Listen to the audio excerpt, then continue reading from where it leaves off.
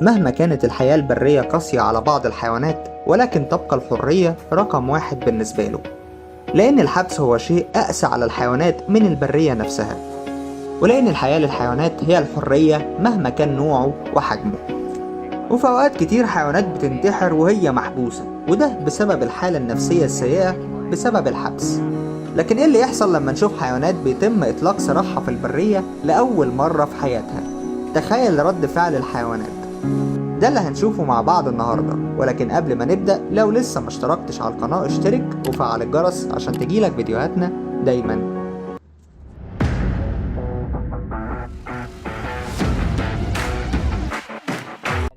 الفيديو ده بيتم تجهيز فهود ما شافتش الحرية قبل كده. شوف رد فعلهم لما شافوا مساحة يجروا فيها، تحسوا ان هما بيقولوا لبعض ده احنا ما كناش عايشين يا جدعان. البطريق ده اتولد في عيادة بيطرية وبيجهزوه عشان يسيبوه لمكانه.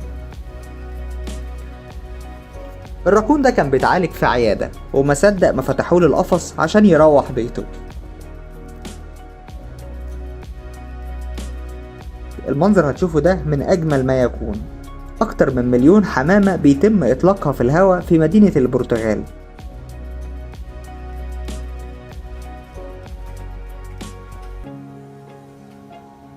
الحمام احتل السما حرفيا، 1,000,000 حمامة. انت متخيل الرقم؟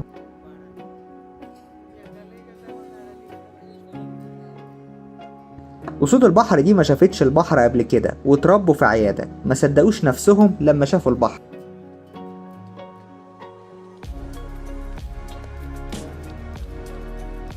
ولد في اليمن أنقذ ثعلب من بير عمقه 15 متر.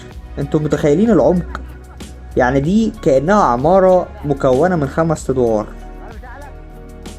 الفيل ده كان بيتم علاجه ورابطينه في سلاسل عشان الجري كان خطر عليه. بص على السعادة اللي على وش الفيل، حاجة جميلة جدا.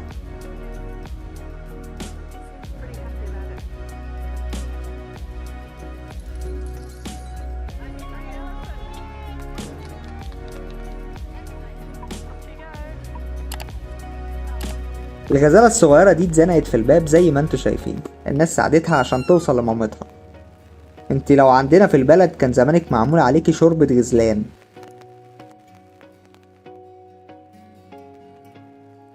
الدب ده كان محبوس للعلاج، ولما تم اطلاقه جري كأنه خد افراج من الحجز.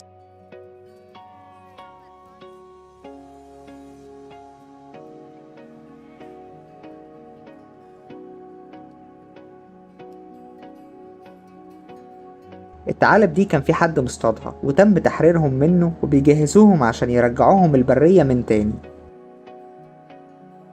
القط القطبي ده كان بيتعالج، بص على رد فعله وهم بيحرروه.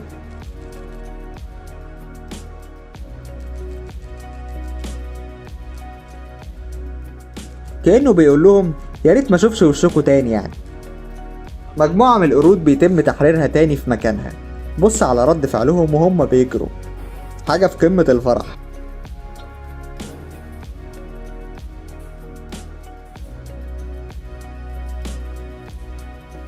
فهد بيتم التجهيز عشان يطلق سراحه. بص وقف في الطريق ازاي كأنه مش مصدق انه في بيته خلاص وكأنه لوحده. بعد 7 شهور في الرعاية الصحية وبعد تعب كتير، السلحفة دي قدرت انها تخف واطلقوا سراحها تاني في المحيط.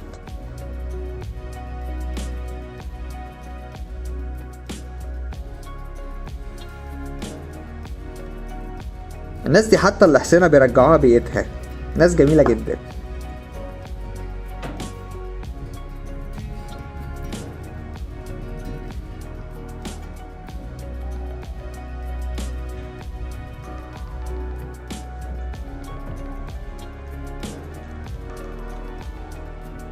ست لقت كلب مربوط بسلسلة مش مريحاه في رقبته. بص على رد فعله وسعادته لما لقى حد عايز يساعده ويأكله.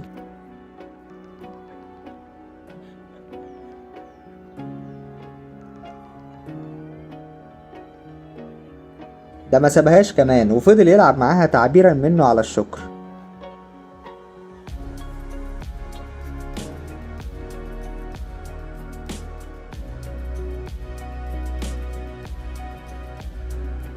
الثعلب كان محجوز في المستشفى، وبعد أسابيع خف وما صدق إنه ساب الصندوق اللي محجوز فيه.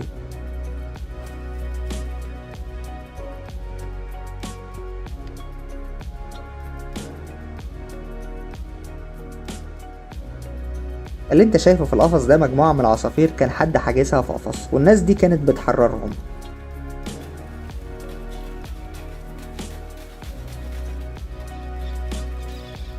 بص على رد فعل الطيور.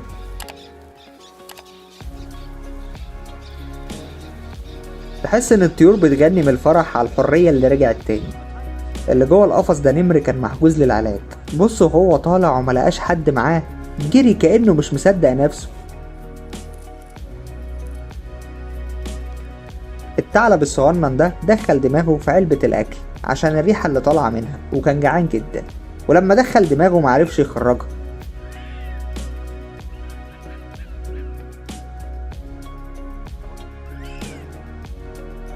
ياريت نخلي بالنا واحنا بنرمي علب زي كده، ممكن تضر الحيوانات. النمر ده ردود أفعال وشه وهو بيشوف النور غير طبيعية بالمرة. النمر تحس انه مش مصدق نفسه.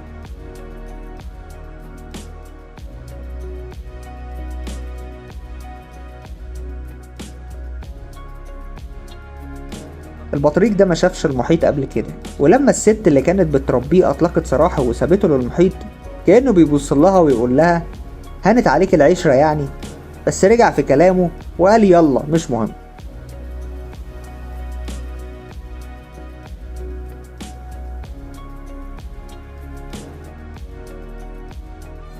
الناس دي لو عندنا كانت عملت منك صينية بطاطس محمرة صدقني.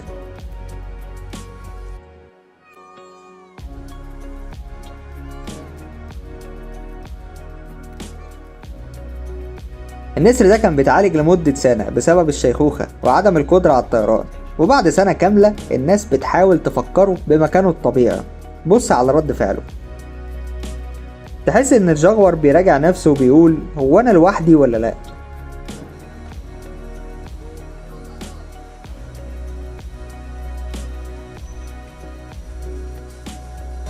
الشمبانزي ده بيتم اطلاق سراحه بعد ما الدكتورة عالجته، بس منسيش حقها واداها حضن مطرات عشان يشكرها على اللي عملته معاه.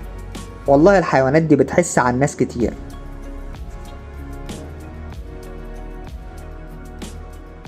الدب ده عنده 3 سنين، تم اطلاق سراحه بعد علاجه في الولايات المتحدة.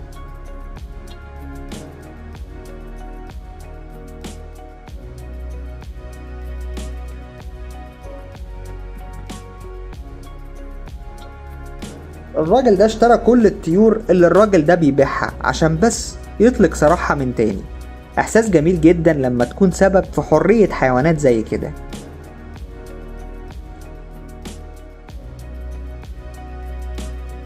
الفيلة دي كان بيتم استخدامها في العروض السيرك، ولأول مرة هتشوف الحرية في حياتها.